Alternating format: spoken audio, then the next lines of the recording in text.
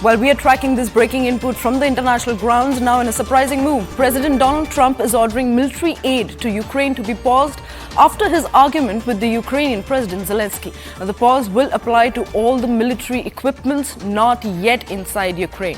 The aid hold is a direct response to what Trump views as Zelensky's bad behavior last week.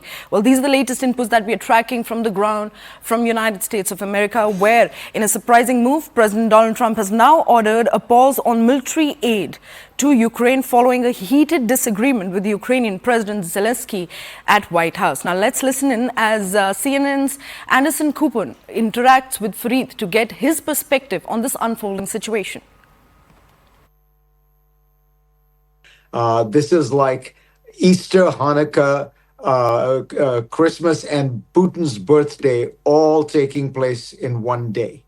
I mean, really, for the Russians, this is like a dream come true.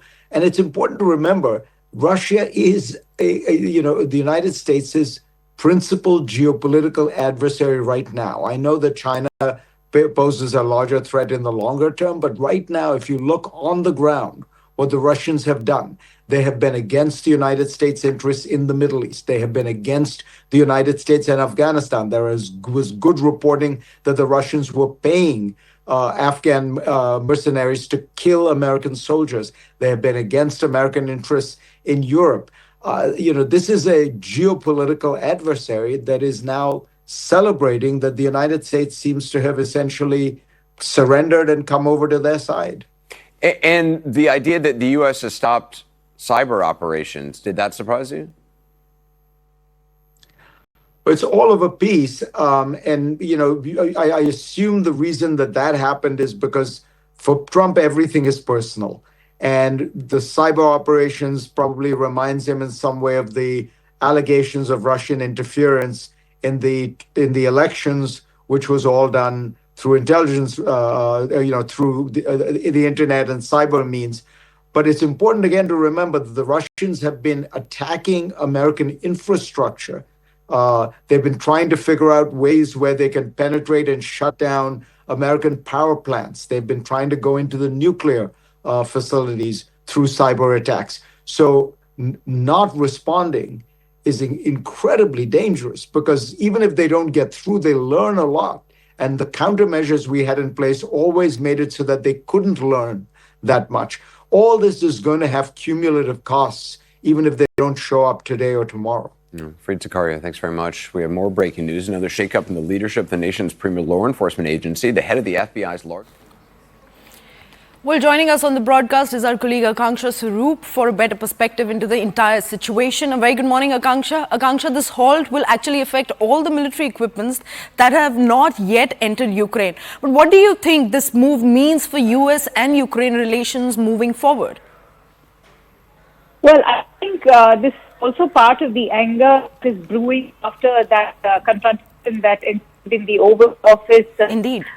And days after that, we've heard at the recently concluded EU summit post that the Ukrainian president has sent out a very strong message saying that the end of war with Russia is very, very far away. And even though he shared hope that the relationship with the United States is not an occasional one, and that their relationship will continue with the United States. But Donald Trump was very quick to take to his own social media platform, Truth Social, where he even went on to condemn the Ukrainian president, saying that it was the worst statement that he could ever make, and that America will not put up with it for much longer.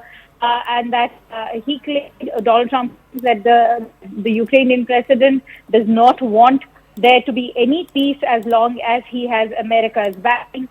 And Europe, and in the meeting they had Zelensky flatly that they cannot do the job without the U.